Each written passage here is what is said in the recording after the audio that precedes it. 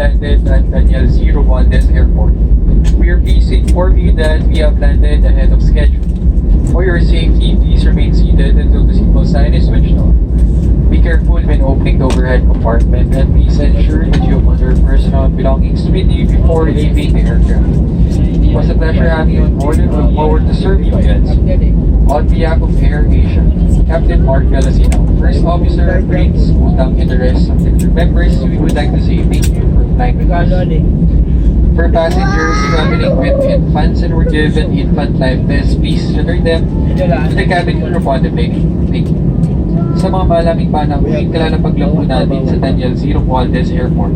Ikinagagalak ng ipaalam na tayo ay maaga sa takdang oras ng pagdating.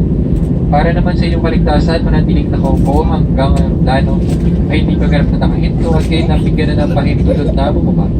Mag-ingat po sa pagkuha ng anumang bagay na maaaring uhulog mula sa overhead compartment.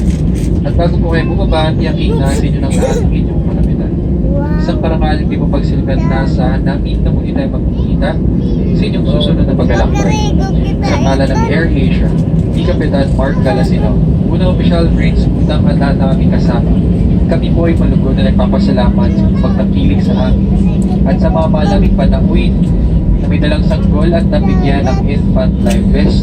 Mangyari balik ka mga ito sa cabin crew bago po kayo bumaba.